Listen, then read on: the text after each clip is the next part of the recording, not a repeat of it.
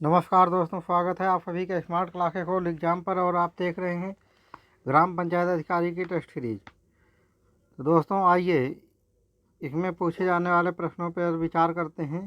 आज की test series में प्रश्न संख्या 1 है। किस समिति ने 4 स्तरीय पंचायती राज की सिफारिश की? 1 अशोक मेहता समिति, 2 GV राव समिति, 3 PK थुंगन समिति, 4 गौडगिल समिति। तो दोस्तों GV राव समिति ने 4 स्तरीय पंचायती राज की सिफारिश की, तो सही आंसर है विकल्प संख्या 2। अशोक मेहता समिति ने 2 स्तरीय पंचायती समिति की सिफारिश की थी।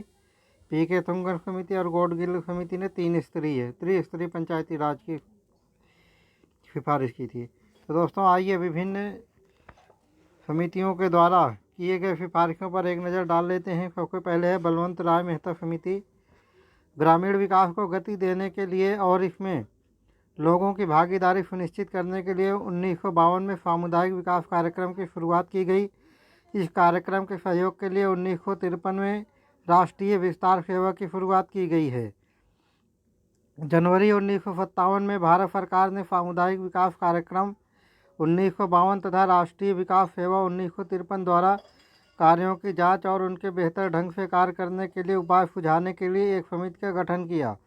इस समिति के अध्यक्ष बलवंत राय मेहता थे।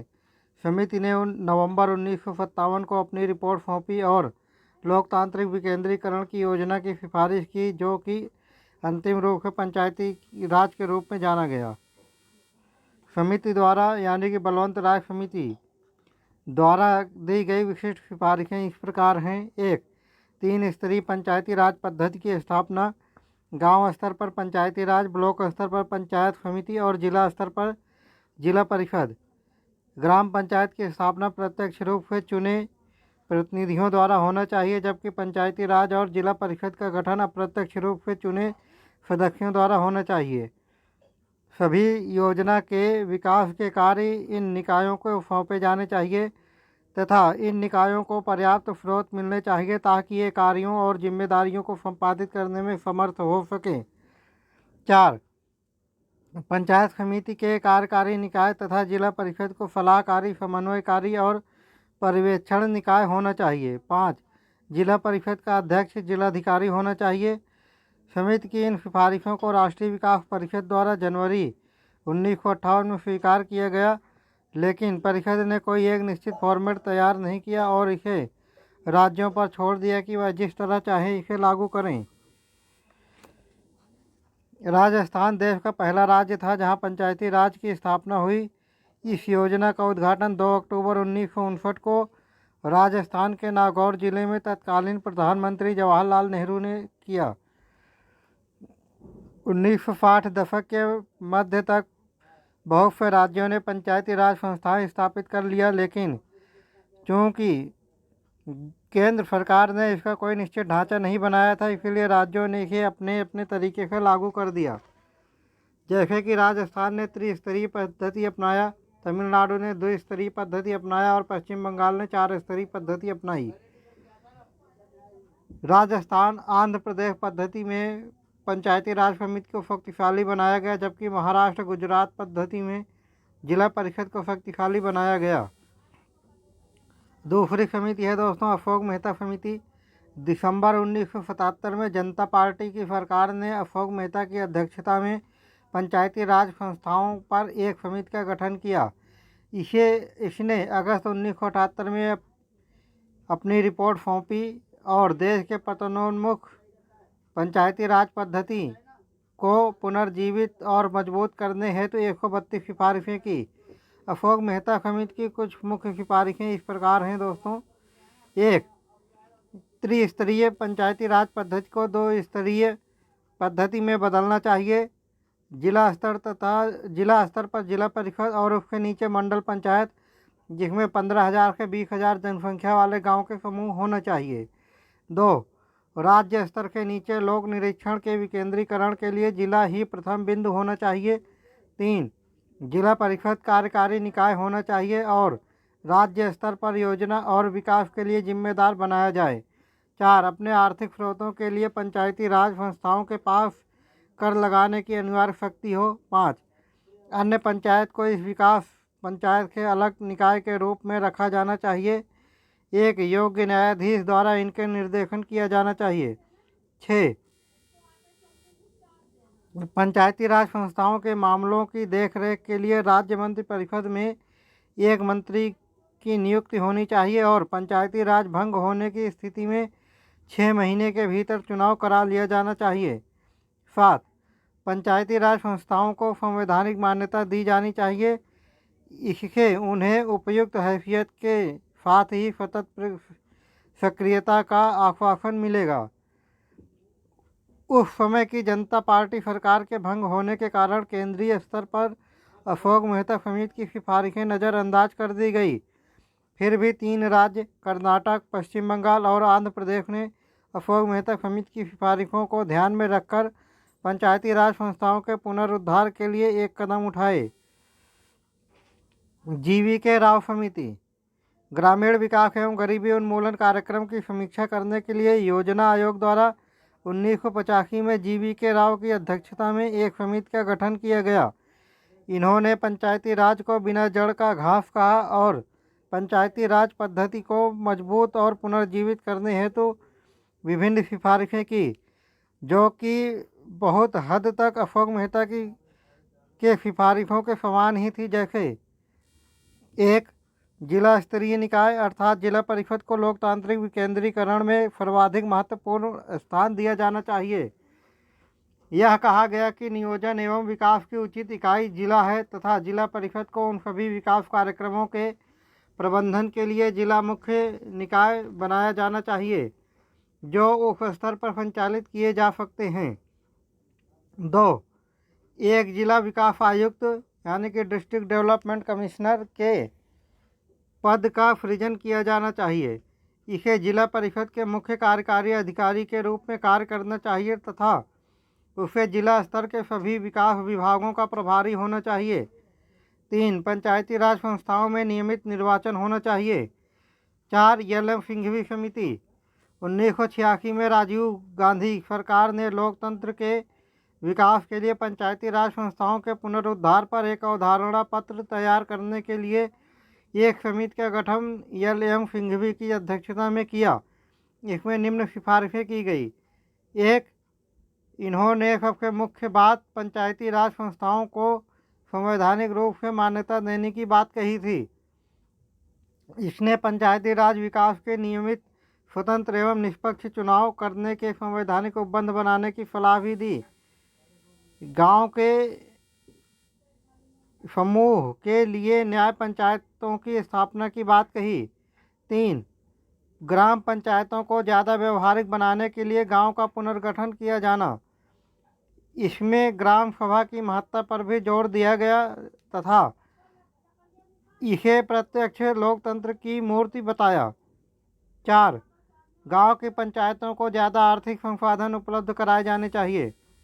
5वां है दोस्तों PK थुंगन समिति 1988 में संसद की सलाहकार समिति का एक उप समिति PK थुंगन समिति की अध्यक्षता में राजनीतिक और प्रशासनिक ढांचे की जांच करने के उद्देश्य से गठित की गई। इस समिति ने पंचायती राज व्यवस्था को मजबूत बनाने के लिए सुझाव दिया। इस समिति ने निम्न अनुशंसाएं की थी। 1. PK थुंगन समिति ने भी पंचायती राज संस्थाओं को संवैधानिक मान्यता की बात कही। 2. इन्होंने यानी कि PK थुंगन समिति ने गांव, प्रखंड तथा जिला स्तर पर त्रिस्तरीय पंचायती राज को उपयुक्त बताया। 3. जिला परिषद को पंचायती राज व्यवस्था की धुरी होना चाहिए और जिला परिषद का मुख्य कार्यकारी पदाधिकारी जिले के कलेक्टर को बनाया जाना चाहिए। 4. पंचायती राज संस्थाओं का पंचायत का 5 वर्ष का निश्चित कार्यकाल होना चाहिए। 5वीं सिफारिश है पंचायती राज पर केंद्रित विषयों की एक विस्तृत सूची तैयार करनी चाहिए तथा उसे संविधान में समाहित करना चाहिए। 6. पंचायती राज के 3 स्तरों पर जनसंख्या के हिसाब से आरक्षण होना चाहिए। महिलाओं के लिए भी आरक्षण होना चाहिए। 7. हर राज्य में एक राज्य वित्त आयोग का गठन होना चाहिए। यह आयोग पंचायती राज संस्थाओं को वित्त के विवरण के पात्रता बिंदु पर विधियां तय करेगा।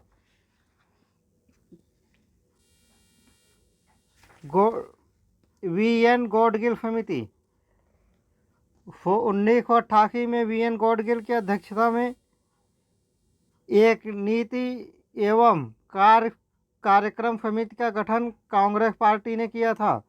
इस समिति ने इस प्रश्न पर विचार करने के लिए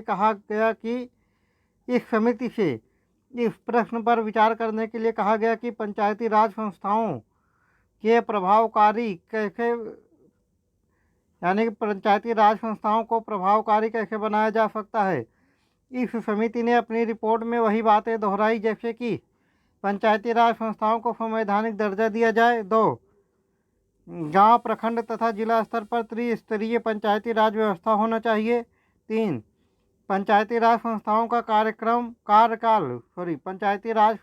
कार्यकाल 5 वर्ष सुनिश्चित कर दिया जाए इत्यादि।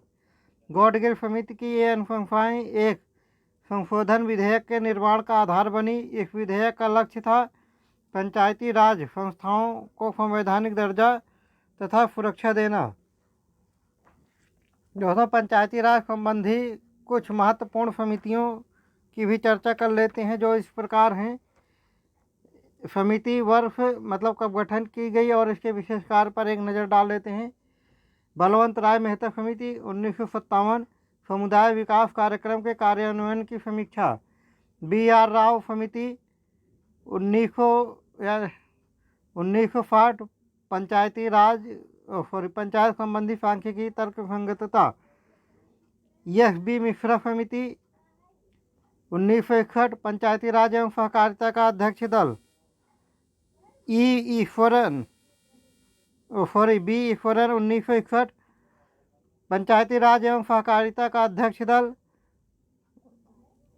जी.आर. राजगोपाल समिति 1961 न्याय पंचायत के गठन का अध्यक्ष दल।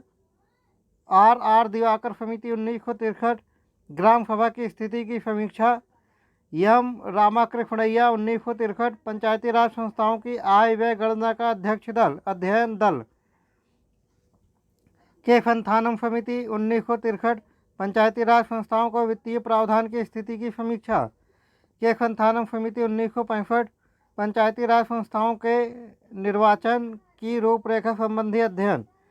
आर. के. खन्ना समिति 1965 पंचायती राज संस्थाओं के लेखा एवं अंकेक्षण। जी. रामचंद्रन समिति 1966 पंचायतों के लिए प्रशिक्षण केंद्रों की आवश्यकता पर अध्ययन। वी. रामानाथन समिति 1969 भूमि सुधार उपायों के कार्यान्वयन में सामुदायिक विकास अभिकरण एवं पंचायती राज संस्थाओं की संलिप्तता एवं भूमिका। एम. रामाकृष्णैया अध्ययन दल 1972 पाँचवीं पंचवर्षीय योजना में सामुदायिक विकास एवं पंचायती राज को प्रमुख उद्देश्य के रूप में रखना। श्रीमती दया चौबे समिति 1976 सामुदायिक विकास एवं पंचायती राज की समीक्षा। अशोक मेहता समिति 1977 पंचायती राज के मूल एवं प्रशासनिक ढांचे संबंधी तत्व। दांतेवाला समिति 1978 खंड स्तर पर योजना स्वरूप। हनुमंतराव समिति 1984 जिला स्तरीय योजना का स्वरूप।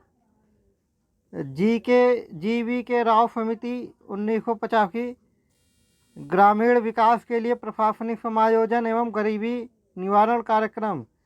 एल.एम. सिंघवी समिति 1986 लोकतंत्र एवं विकास के लिए पंचायती राज संस्थाओं का पुनर्सशक्तिकरण। पी.के. थुंगन समिति 1988 स्थानीय निकायों की संवैधानिक मान्यता की अनुशंसा। तो दोस्तों, आज के टेस्ट में इतना ही था और आज का टेस्ट समाप्त होता है। और अगर आपको इसी तरीके टेस्ट को लगातार देखना चाहते हैं और सबसे पहले अपडेट लेना चाहते हैं, तो प्लीज़ हमारे इस YouTube channel smart classes all exam को लाइक, सब्सक्राइब और शेयर ज़रूर करें। और कल फिर मिलते हैं दोस्तों इसी टाइम पर और नेक्स्ट वीडियो के साथ। तब तक के लिए जय हिंद।